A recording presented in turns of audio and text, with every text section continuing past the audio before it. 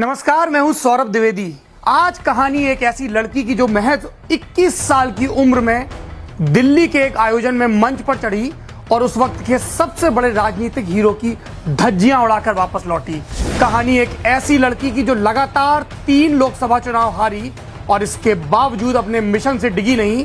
कहानी एक ऐसी लड़की की जो आजाद भारत की सबसे ताकतवर दलित नेता बनी। ये मायावती के राजनीतिक जीवन की शुरुआत की कहानी है। पहला किस्सा, सितंबर 1977 की एक शाम, जगह दिल्ली का कॉन्स्टिट्यूशन क्लब। इमरजेंसी खत्म हो चुकी थी, जनता पार्टी की सरकार आ चुकी थी और जनता पार्टी ने जाति के भेदभाव को दूर करने के लिए कॉन्स्टिट्यूशन क्लब में एक 3 दिन की कॉन्फ्रेंस बुलाई थी।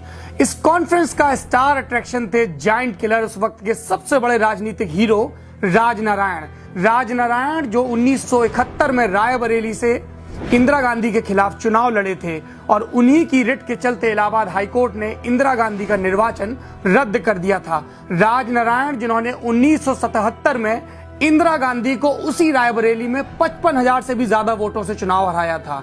राजनारायण मोरारजी देसाई सरकार में स्वास्थ्य मंत्री थे। वो मंच पर आए और दलितों के हितों के बारे में तमाम बातें कहने लगे, लेकिन राजनारायण ने एक बहुत बड़ी गलती कर दी। वो बार बार दलितों के लिए हरिजन शब्द का इस्तेमाल कर रहे थे। मंच पर और सामने जनसमूह में तमाम दलित नेता बैठे हुए थे, किसी ने उफ तक नहीं की। राजनारायण के भाषण के बाद जमात के तमाम नेता और बोले और फिर मौका मिला उस लड़की को। लड़की मंच पर आई और उसने राजनारायण, जनता पार्टी, कांग्रेस सबकी धज्जियां उड़ा दी। उसने कहा कि ये समाजवादी नेता अपने आप को बहुत बड़ा खुद मुख्तार समझते हैं, लेकिन इन्हें ये तक नहीं पता कि दलितों के लिए हरिजन शब्द का इस्तेमाल करना भी एक किस्म का अपमान है। उस लड़की का नाम था मायावती ये भी बोली कि हमारे भगवान बाबा साहेब अम्बेडकर ने भी कभी हरिजन शब्द का इस्तेमाल नहीं किया। उन्होंने संविधान बनाया और उसमें भी हमारे लिए शेड्यूल्ड कास्ट यानी कि अनुसूचित जाति शब्द का इस्तेमाल किया। तो फिर राजनारायण की हिम्मत कैसे हुई हमारे लिए शब्द इस्तेमाल करने की। मायावती का यह कहना था कि सामने बैठी भीड़ में नए सिरे से जोश जाग गया।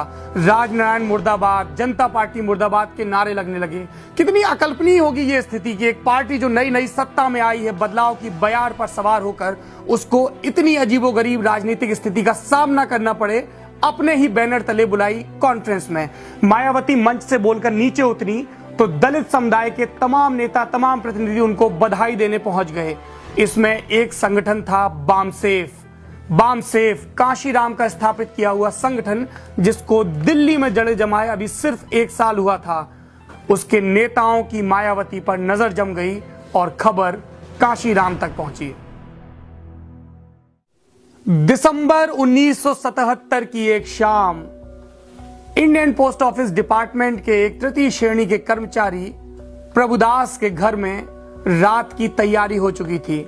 ज्यादातर बच्चे प्रभुदास और उनकी पत्नी सोने की तैयारियों में लगे थे, एक शख्स को छोड़कर, और वो थी प्रभुदास की बड़ी बेटी मायावती, जो दिन में स्कूल टीचरी करती थी, शाम को लॉ की क्लास अटेंड करती थी और रात के वक्त खाना खाने के बाद IAS के एग्जाम की तैयारी किया करती थी।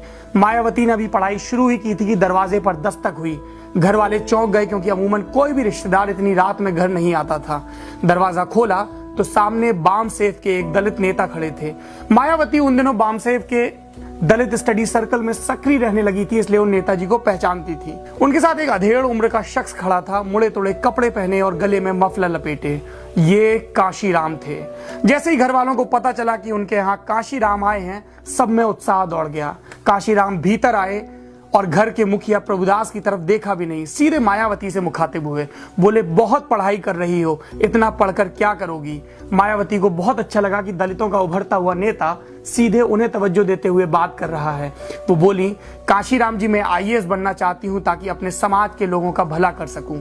काशीराम ने जवाब दिया, तुम गलत सोच रही हो।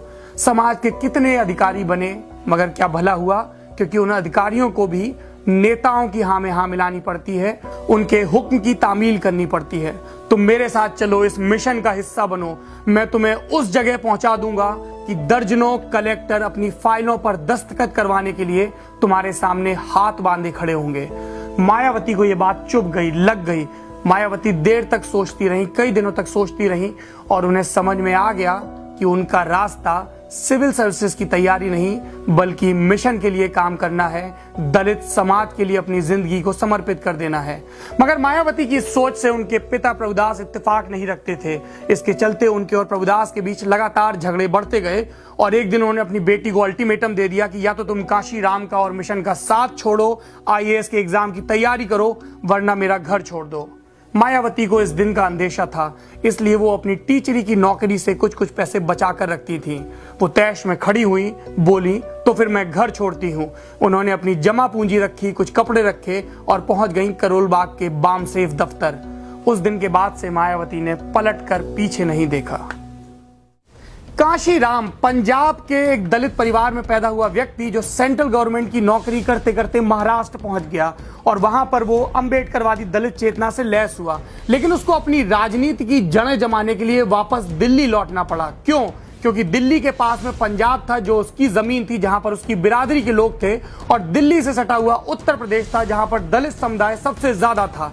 इसके बावजूद काशीराम की राजनीति में एक बड़ी अड़चन थी, वो ये कि जिस यूपी में वो अपने मिशन का विस्तार चाहते थे, वहां पर कोई भी उनको ये कहकर खारिज कर सकता था कि ये तो पंजाबी हैं, हमारी तकलीफें कितना समझेंगे। और इसलिए काशीराम को एक ऐसे शख्स की, एक ऐसे युवा आइकन की जरूरत थी जिसको आगे करके वो दलितों में चेतना पैदा कर सके। और इस काम के लिए सबसे ज्यादा संभावनाएं उन्हें नजर आई तीखा बोलने वाली, अंबेडकरवादी चेतना से लैस और तमाम सवर्णों को ठेंगा दिखाने वाली मायावती में।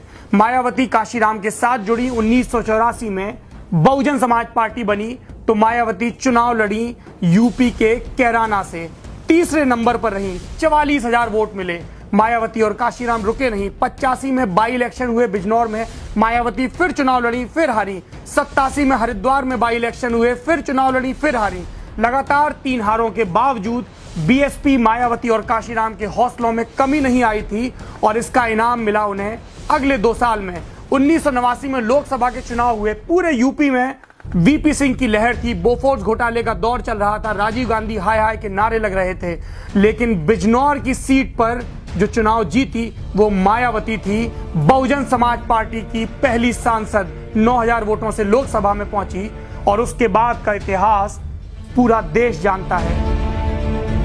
मैं मायावती सत्य निष्ठा से प्रतिज्ञान करती हूँ कि मैं विधि द्वारा स्थापित भारत के संविधान के प्रति सच्ची श्रद्धा और निष्ठा रखूंगी।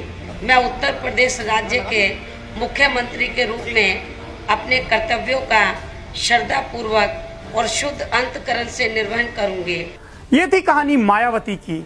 कुछ और राजनीतिक किरदारों के साथ, कुछ और राजनीतिक किस्सों के साथ DLallanTop.com पर हम फिर हाजिर होंगे।